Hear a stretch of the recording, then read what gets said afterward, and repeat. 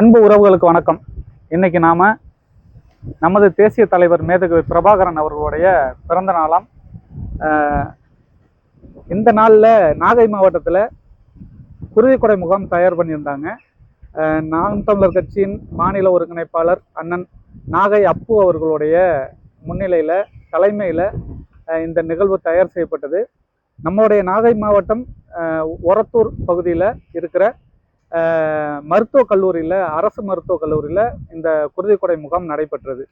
அந்த முகாமில் கலந்துக்கிட்டு குருதிக்கொடை அழிச்சிட்டு நம்ம தம்பியோட பேசிகிட்டு இருக்கும்போது, அண்ணன் உங்களோட ஒரு இன்டர்வியூ பேசணும் அப்படின்னு சொல்லியிருந்தாப்புல செல்வா அவர்கள். அவர் கூட தான் பேச இருக்கிறோம், வாங்க பேசுவோம். வணக்கம் தம்பி. வணக்கம். வணக்கம் அண்ணா. என்ன கேட்கணும் கேளுங்க. ஓகே, இன்னைக்கு நம்ம தேசிய தலைவர்னு சொல்லக்கூடிய பிரபாகரன் அவர்களை வெளியில அவ்வளவுதான் தலைவர்கள் பட்டியல்ல, தமிழ் தலைவர்கள் பட்டியல்ல போட முடியாத சுச்சுவேஷன்ல நம்ம இருக்கோம். இப்ப நிறைய இது மூடி மறைக்கப்படுது. அதுல பிரபாகரனும் ஒரு ஆளா தான் இருக்காங்க. முக்கியமான ஆளா பிரபாகரன் இருக்காப்ல.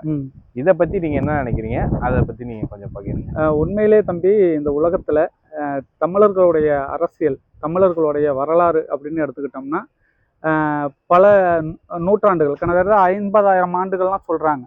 நம்ம கண்ணுக்கு தெரிஞ்சு பார்த்தா கூட இப்போ திருவள்ளுவர்னு எடுத்துக்கிட்டா கூட 2000 ஆண்டுகள். அவர் பார்த்தீங்கன்னா கிறிஸ்து பிறப்பதற்கு முன்பு அப்படின்னு சொல்லியிருக்காங்க. அப்போது நம்மளுடைய வரலாறுங்கிறது நீண்ட நெடிய வரலாறு. அந்த வரலாற்றில் பார்த்தீங்கன்னா ஒவ்வொரு முறையும் தமிழினம் வீழ்ந்து வீழ்ந்து தான் எழுந்திருச்சிருக்கும்.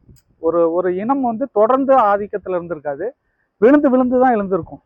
அப்படி தமிழினம் தமிழ்நாட்டில் விழுந்து எழ முடியாமல் நின்ற காலகட்டத்தில் ஒரு தமிழ் தேசிய இனத்தின் குறியீடாக உருவான ஒரு தலைவன் தான் நம்முடைய தலைவர் மேதகவி பிரபாகரன் அவர்கள். உண்மையிலே தமிழ்நாட்டில் தமிழ் தலைமைகள் அதிகாரத்துக்கு போகாதனால இன்னைக்கு காலகட்டத்தில் தலைவர் பிரபாகரன் அவர்களை வந்து இருட்டடிப்பு செஞ்சுட்டு இருக்காங்க. ஏன்னா இப்போ தமிழர் ஆட்சி தமிழ்நாட்டில் இருக்கும்போது தமிழ் தலைமைகளை நம்ம அடையாளப்படுத்தலாம் எளிமையாக. ஆனால் இங்கே தமிழ்நாட்டில் தமிழ் தலைமைகள் இல்லை. முழுக்க முழுக்க தெலுங்கர்கள், கன்னடர்கள், மலையாளிகள், இவங்களுடைய ஆதிக்கத்தில் இவங்க தான் தமிழ்நாட்டோட அதிகாரத்தில் இருக்காங்க. அவங்க திட்டமிட்டு தேசிய தலைவருடைய வரலாற்றை மறைச்சிக்கிட்டு இருக்காங்க.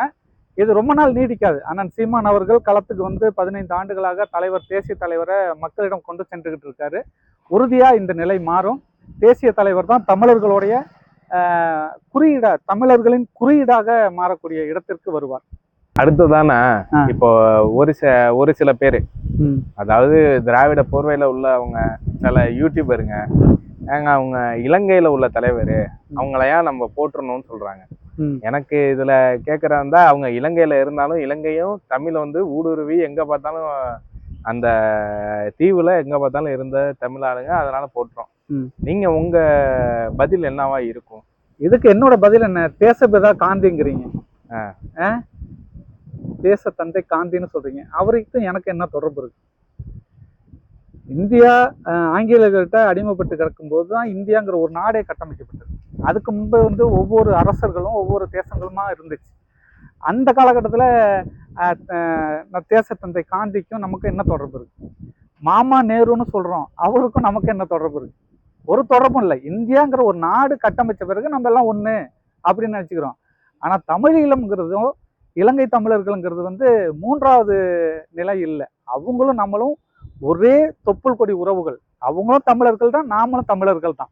தேசிய தலைவருங்கிறது வந்து இன்னொரு இனத்திற்கான தலைவர் இல்லை. ஒரு அடிப்படையில் ஒரு அரசு, ஒரு நிர்வாகம், கட்டமைப்பு அப்படின்னு வரும்போது மொழிவழி தேசிய இனங்களின் அடிப்படையில் தான் அரசியல். அந்த மொழிவழி தேசிய இனங்களின் அரசியலை தலைவர் பிரபாகரன் இல்லாமல் தமிழின அரசியலை நம்ம உருவாக்க முடியாது. அந்த அடிப்படையில் வந்து இப்போ காந்தியெல்லாம் நமக்கு தாத்தாவாக இருக்கும்போது, வெளிநாட்டில் பிறந்த இத்தாலியில் பிறந்த அன்னை சோனியா காந்தியெல்லாம் நமக்கு அன்னையாக இருக்கும்போது, தலைவர் பிரபாகரன் நம்ம உடன் பிறந்த சகோதரன் போல தான். அது அவங்க அப்படி பேசுவாங்க. காரணம் என்னென்னா, அவங்களுக்கு இன உணர்வு இருக்காது, மொழி உணர்வு இருக்காது. அதனால அவங்க அப்படி பேசுவாங்க. அதே போல் பார்த்தீங்கன்னா, இப்போ தமிழ்நாட்டில் கம்யூனிஸ்ட் தலைவர்கள்லாம் இருக்காங்க. இப்போ கார்ல் மார்க்ஸ் இருக்காரு. கார்ல் மார்க்ஸை நம்ம வந்து என்னன்னு பார்க்குறோம்? ஒரு தலைவராக வழிகாட்டியை நம்ம பார்க்குறோம். இப்போ கம்யூனிஸ்டுகள்கிட்ட போய் நீங்கள் கேட்டீங்கன்னா, கார்ல் மார்க்ஸ் யாருன்னு கேட்டேன்னா, அவர் தான் என்னுடைய முதன்மை அடையாளம்னு சொல்லுவாங்க. அதே மாதிரி லெனினிஸ்டுகள் இருக்காங்க, ஸ்டாலின் இருக்காரு, ஸ்டாலினா நம்ம ஸ்டாலின் இல்ல, எந்த ஸ்டாலின் சொல்றீங்க? நம்ம ஸ்டாலின் கிடையாது, ரஷ்யா புரட்சியாளன் ஜோசப் ஸ்டாலின் தான் நம்மளுடைய வழிகாட்டி. அதுக்கப்புறம் ஹோசிமின் இருக்காரு, மாவோ இருக்காரு. இப்படி உலக அளவுல இருக்கிற சேகுவேரா, பிடல் காஸ்ட்ரோ போன்ற தலைமைகள்லாம் இருக்காங்க. இப்ப இவங்களெல்லாம் நம்ம வந்து ஒரு அடையாளமா பாக்குறோம். எப்படி எல்லாம் உலக சமத்துவத்துக்கு, உலக அளவுல இருக்கிற அரசியல்ல சமத்துவத்தை நோக்கி மக்களை தள்ளிய ஒரு மிகப்பெரிய ஆளுமைகளா இவங்களெல்லாம் நம்ம பாக்குறோம். ஆனால் எங்க அண்ணன் சொன்னதுதான், என்னை பெத்தவன் தான் எனக்கு தந்தையா இருக்கணும், என்னுடைய ரத்தம் தான் என் தலைவனா இருக்கணும்னு அண்ணன் சொன்ன மாதிரிதான். அந்த அடிப்படையில தேசிய தலைவர் பிரபாகரன் நம் இனத்தின் அடையாளம், இனத்தின் தலைவன், தேசிய தலைவன். அந்த அடிப்படையில தான் நம்ம அவங்கள பாக்குறோம். அதுதான் சரியும் கூட. இப்ப சமீப காலங்கள்ல பாத்தீங்கன்னா ஐயா நெடுமாறன் இவங்க எல்லாரும் பாத்தீங்கன்னா அந்த ஐயா நெடுமாறனா இருக்கட்டும், இல்ல நிறைய தலைவர்களுமே தமிழக அரசியல் தலைவர்களுமே என்ன சொல்லியிருக்காங்க அப்படின்னு பாத்தீங்கன்னா, பிரபாகரன் உயிரோட இருக்காரு, வந்துருவாருன்னு சொல்றப்பெல்லாம் இலங்கை இராணுவத்துல இருந்து இந்த இதுல இருந்து உள்ளவங்க எல்லாம் இருக்காங்களா இல்லையான்னு வரைக்கும் இப்போ வரைக்கும் ஒரு பயமும் இருக்கு, அச்சமும் இருக்கு, ஒரு நடுக்கமும் இருக்கு. அவங்களும் வந்து இப்போ வரைக்கும் பார்த்துட்டு தான் இருக்காங்க.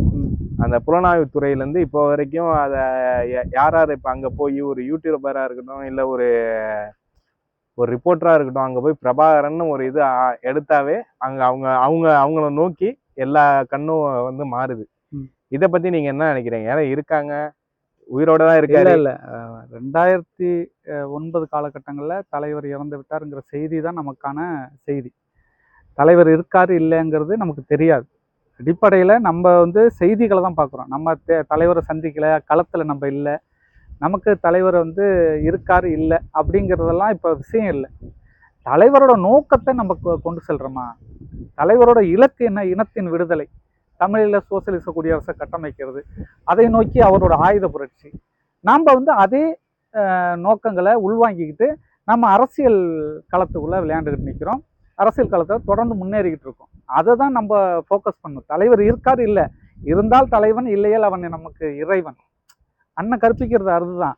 அந்த அடிப்படையில் தான் நம்ம தலைவரை பார்க்கணுமே தவிர, தலைவர் இருக்காரு இல்லைங்கிறத நம்ம ஆய்வு செஞ்சு என்ன பண்ணுறது?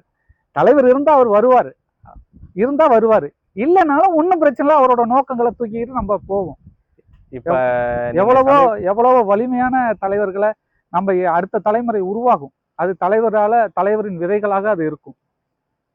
சரிங்கண்ணா. இப்ப சமீப காலத்துல தமிழீழமா இருக்கட்டும், இல்ல அங்க உள்ள ஸ்ரீலங்கால உள்ளதா இருக்கட்டும், இப்ப அண்ணன் சொன்ன நிறைய விஷயங்கள் இப்போ நடந்திருக்கு. நீங்க சமீப காலத்துல பாத்தீங்கன்னா இப்ப யூஎஸ்ஏ வந்து அங்க கான்ட்ராக்ட் போட்டான்.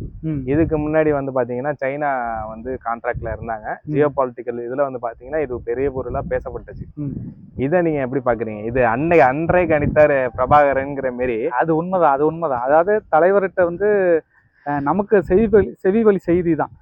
தலைவர்கிட்ட வந்து சில ஆஃபர், 36 லட்சம் கோடி, உங்களை நாங்கள் அதிபராக்கிறோம், எங்களுக்கு வந்து திருகோணமலையில் ஒரு பேஸ் மட்டும் வேணும் அப்படின்னு கேட்டதாகவும், அதுக்கு தலைவர் வந்து அது இந்தியாவுக்கு எதிராக அமைஞ்சிரும் அப்படிங்கிறதுனால வேண்டான்னு சொன்னதாகவும் நமக்கு தகவல் இருக்குன்னு வச்சுங்களேன். அதே நேரத்தில் 22 நாடுகளோட துணையோடு தான் நாங்கள் வந்து தமிழக விடுதலை புலிகளை வந்து வீழ்த்தினோம் அப்படின்னு அந்த நாட்டு இராணுவ அமைச்சர் சொல்கிறார்.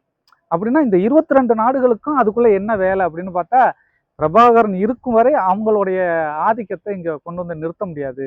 அப்போ பிரபாகரனை முடிச்சு கட்டினாதான் அந்த இடத்த, அந்த அவங்க நினைக்கிற விடயத்தை செய்ய முடியும் இலங்கைக்குள்ள அப்படின்னுங்கிறதுனால தலைவரை திட்டமிட்டு இவங்க எல்லாரும் சேர்ந்து தான் கொண்டாங்க. அந்த அடிப்படையில் கொன்றார்கள் என்னன்னு தெரில. அந்த போருக்கு அடிப்படை காரணம் இந்த 22 நாடுகள் அப்படின்ட்டு அந்த இராணுவ அமைச்சரை சொல்கிறாருன்னா, அவங்களோட எண்ணம் இப்போ நிறைவேறிடுச்சு, தற்காலிகமாக நிறைவேறிருக்கு. இது வந்து முடிவல்ல, காலம் பதில் சொல்லும். இப்போ மனசுல இருக்கிற மாதிரி உயிரோட தான் இருக்காரு நீங்களும் சொல்ல வரீங்க, சொல்றீங்க. அவர் உயிரோட தான் இருக்காருன்னா அவரோட உணர்வுகள் உயிரோட தான் இருக்கு. உயிரோட இருக்கிற வரைக்கும் அவரோட உணர்வுகள் உயிரோட தான் இருக்கு. அதை யாராலையும் அழிக்க முடியாது. உண்மை சொல்ல போனோம்னா இன்னும் எத்தனை தலைமுறைகள் ஆனாலும் அவருடைய உணர்வுகள் கடத்துவோம்.